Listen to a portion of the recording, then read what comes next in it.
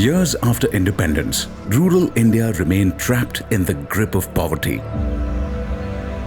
Despite tireless efforts, change eluded them.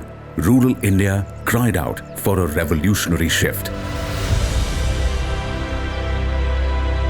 Unfortunately, it is actually an inverted pyramid. People at the top having access, the poor were still left out. Poor have been misunderstood that they are not bankable. Then, a daring idea emerged: self-help groups. A concept so simple, yet so powerful. It promised to transform lives. SHG is a simple concept, but it is difficult to understand. From humble beginnings, these groups ignited a renaissance, sparking a revolutionary shift in how rural communities thrive. In 2 years' time, about 600 odd SHGs have been financed. Now SHGs have come to a certain stage where more than 10 million such groups are there in India. If we think of the entire movement, you can say that it was almost a rural renaissance. Discover how a few courageous steps turned into a movement. Witness the birth of a new era with Rural Renaissance. NABARD's SHG Revolution.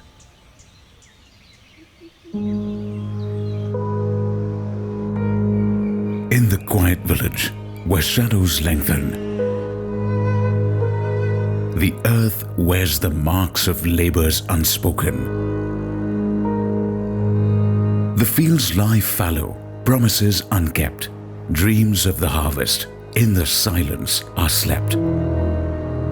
Yet beneath the surface, where worries take root, hope blossoms like flowers from seeds we cannot uproot.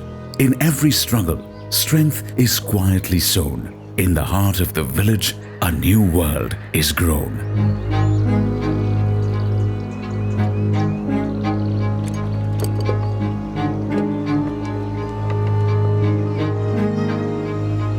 Poverty in the 1980s was a crisis the world grappled with. As the West's fortunes multiplied, the East sought hope. India was no different, especially rural India.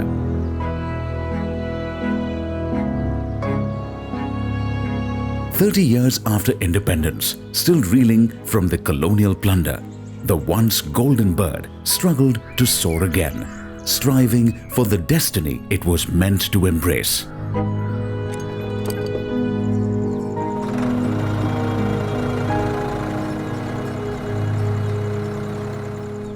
I think where we went wrong was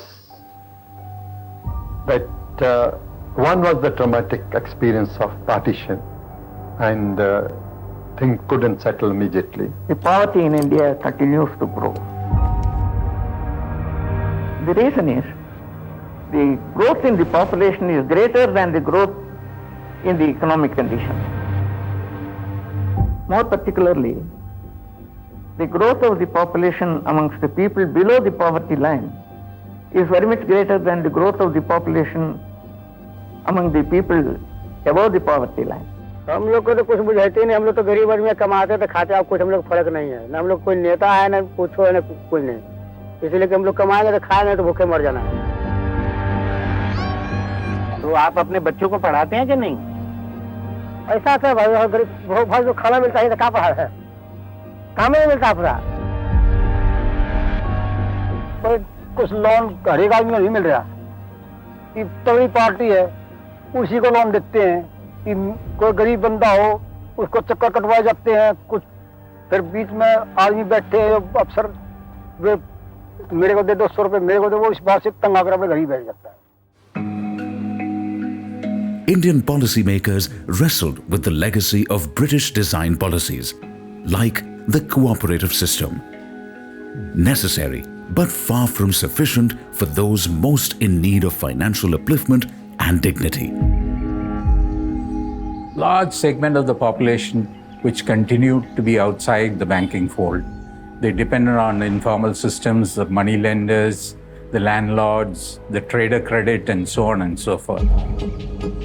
This was despite the fact that the government and the central bank had taken a number of initiatives. In the mid-70s, the regional rural banks were brought in as specialized institutions to address to this. But despite all that, nothing really had changed. That is when we actually looked into what really is happening. Why are the banks not lending? Why are the poor still with the informal system? Poor have been misunderstood that they are not bankable. They are bankable. If their activities taken by them is bankable, then they are bankable. The bank procedures were very complicated. In 80s, all application forms were in English. How do you expect a farmer to fill up even those forms? Banks were not very comfortable giving small loans because they always thought that small loans means bigger risk. It is a high cost. Giving a loan of 10 lakh rupees to a person and giving a loan of 10,000 rupees to another person require the same amount of paperwork.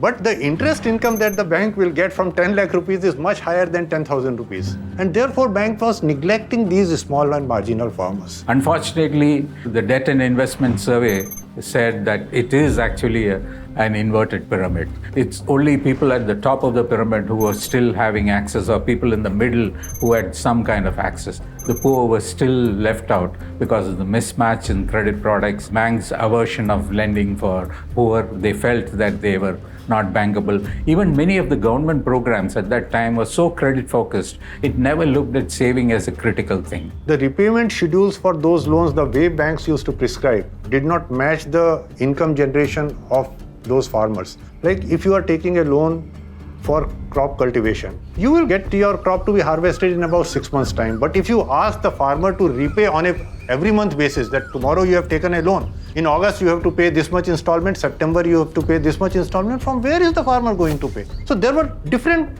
types of problems farmers were facing and they were not able to get loans.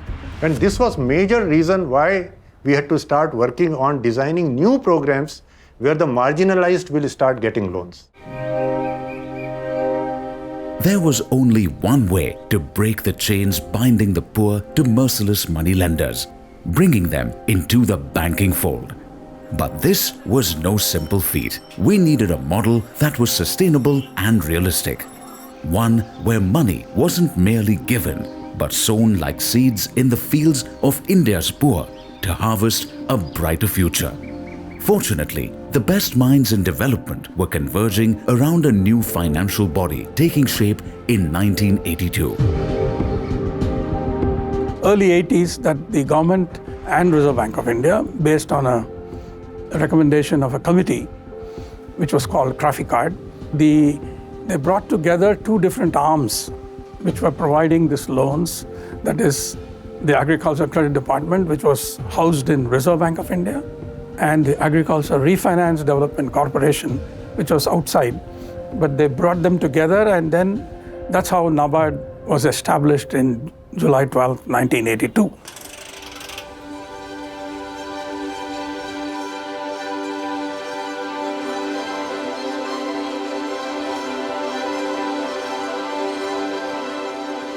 NABARD, as its name indicates, it is National Bank for Agriculture and Rural Development. So first is national, so it is having national presence within the country. It's a bank which is regulated by the Reserve Bank of India, and then it is meant for agriculture and rural development. Our primary duty is to make available financial services at affordable costs. That is what the financial inclusion is.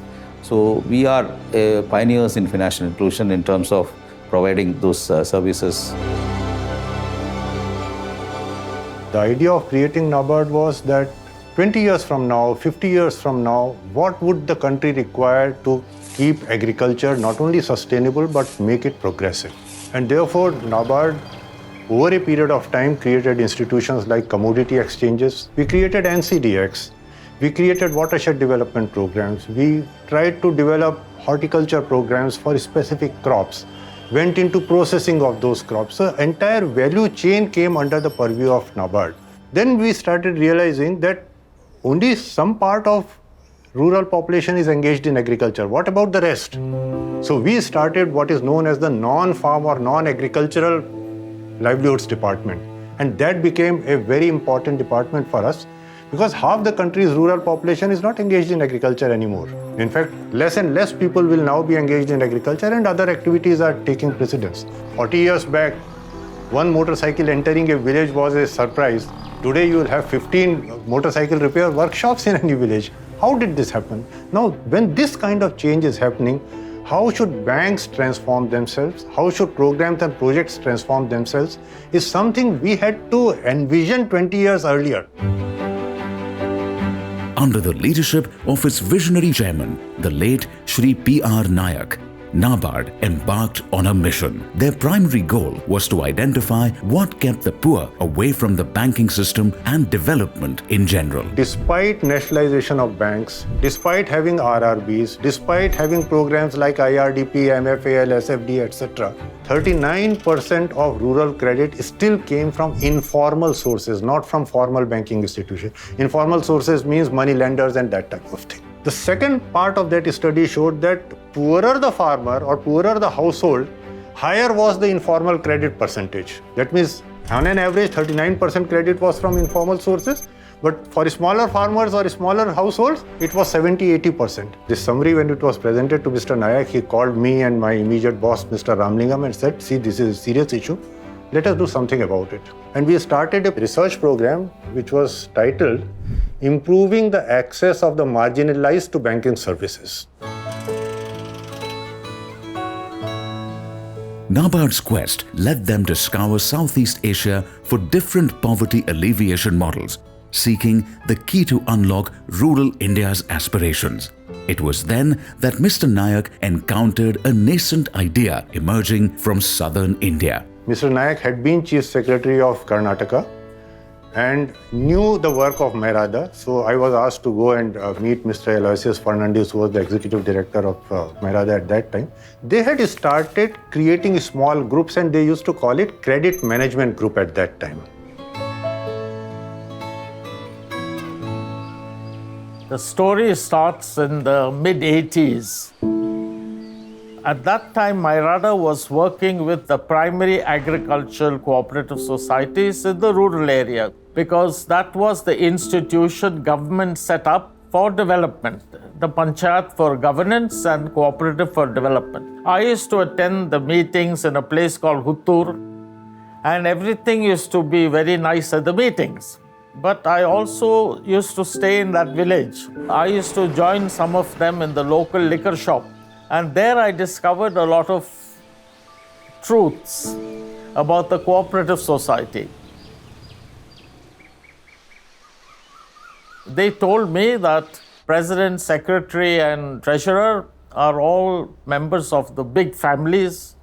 They borrow money from the cooperative at 7%, 8%, and on lend to them at 30%. For me, it was a big surprise. I said, why don't you say this in the meeting? They said, no, sir, we can't say this in the meeting because we depend on them for jobs. After several meetings, I suggested to one group of about 15 people, why don't we start your own group? The first thing is that you should return your money to the cooperative, which you had borrowed. They said no. So I said, then what? I said, why don't you return to the group? So they said yes, and every week they would bring some money and put there. Within a week we got 2 or 3 more groups. So within a month we had about 5 groups like this meeting. We called them credit management groups. Every week they will save 25 paisa. So at the end of the month, they will have 2 rupees. At the end of 6 months, they will have 12 rupees. And 12 rupees was a big amount for those poor people. Now, to encourage them to do this, Mairada used to give a matching grant that if you have saved 10 rupees in an aggregate, I will give you 10 rupees as a grant so that you have 20 rupees. So we sanctioned an action research project from NABARD's Research and Development Fund with a 10 lakh rupee grant to Mairada to expand this program. We had asked for 3 million, but he gave us 1 million. I was very happy. I said, thank you, sir. He said, why are you asked for 3 billion? I said, no, you're giving us 1, but now the responsibility is yours. He said, why? I said, you will need to change policy. I must really congratulate NABARD for that because they took it up seriously over a long period of time.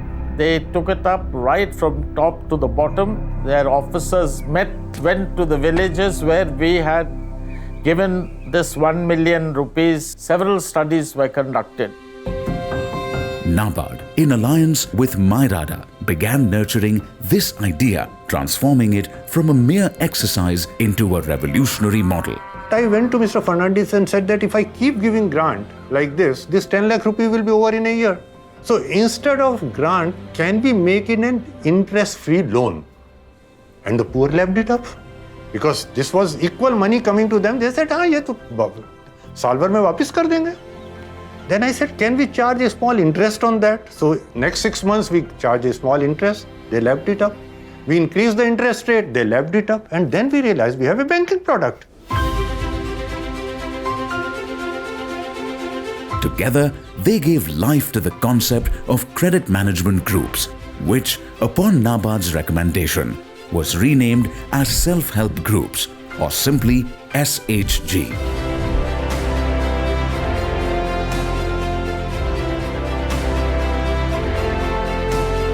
It's very important to understand that we did not define SHG and then started working.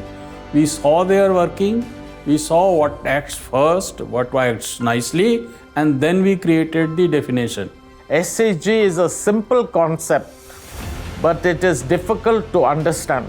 Many of us who studied development understood that you respond to people's needs.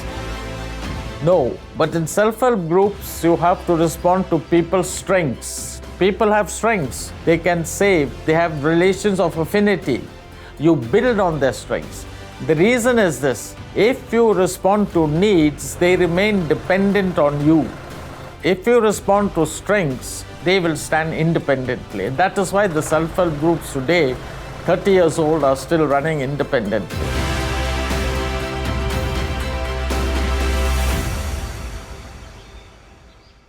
SHG is just an voluntary group of few people who come together to address their own challenges. And one of the core challenges they were facing is having access to financial services.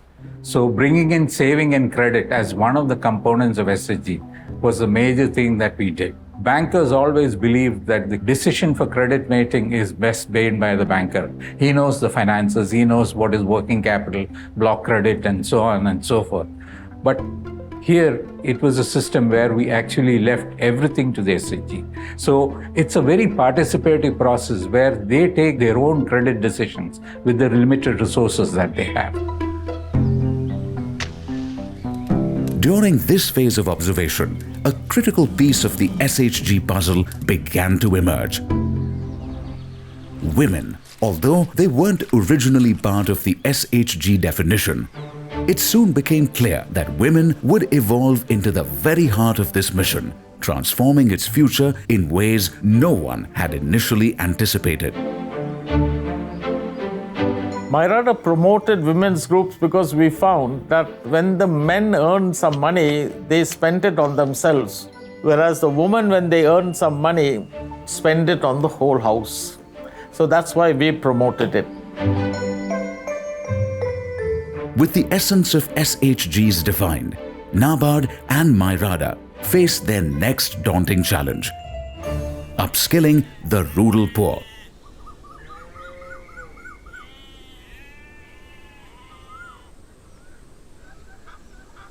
They had to impart the fundamentals of management skills typically honed in business schools to those who have never set foot in a classroom. From teaching accounting to instilling accountability and fostering a sense of ownership required more than just knowledge. It required determination, will, and wit. NABARD did a whole lot of refinement in the entire process of those, because group size was an important thing. Disciplining the groups was important. Bringing in voluntary groups, ensuring democratic functioning of groups were all critical.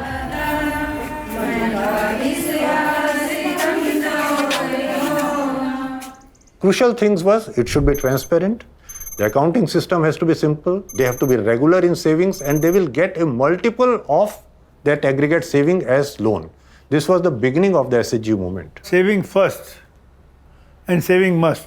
The stress here was more on self-help. That is, you start on your own and then prove that you're capable of saving, and then move to getting external help for taking your ideas forward.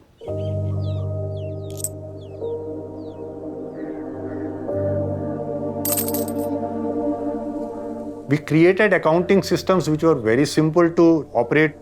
In Maharada, we used to have a postcard kind of thing, where 25 paisa coin का एक symbol जैसा लगा रहता था. We used to give a rubber stamp to them that the moment 25 paisa is given, just put a stamp, just like in voting slips we used to put a stamp. So every woman would have a card with 10 crosses. That means 10 times she has 25 paisa saved. This was the simple saving systems or accounting systems we designed. NABARD, confident in the promise of the SHG model, set a modest target to form 500 SHGs. Their focus was on ensuring quality rather than chasing numbers. With this deliberate approach, they began crafting their first policy circular along with the Reserve Bank of India, determined to present a carefully refined model to the nation. It was a large amount of studies we had done. My colleague and me, we sat down and wrote this. Initially, my superiors were not very happy. A guideline circular is having so much information that banks would refuse to read it or go by what was written in it. So we were always under pressure saying, why are you taking such a long time when you know everything? So we said we don't know everything. So we're trying to put things so that other people understand what they need to do when they go approach this. I distinctly remember that all those youngsters sitting outside, they were given a draft of this circular to see, you try to find out. As an independent entity, if you receive this circular, how is your reaction? What are the things that they will ask? In 1989, we had drafted the circular for the pilot project of 500 SHGs to be financed by banking system and sent it to the Reserve Bank. For a year and a half, nothing happened. So in 91, the circular was issued, and in 92, NABARD issued the guidelines for financing of 500 SHGs. With the SHG mission ready to find its own course through different regions of India, the horizon seemed bright. Yet, as on a rainy day, the sun's presence doesn't always mean light. Dark clouds still hovered over the Indian poor. Though the SHG model was ready to be showcased to the world, the question loomed, was the world ready for them? The first set of challenges was stepping out of their own confines. For the women, it meant breaking free from constraints of tradition. बच्चों को भी थोड़ा ऐतराज होता कि खा जावे रोजना meeting में मीटिंग कुछ हमें टाइम भी नहीं था, ये डरते थे भाई बाहर निकलांगे शर्म आओगी झिझक आओगी. For NABARD, it was convincing their own banks. And so began the true journey, the tale of the self-help groups.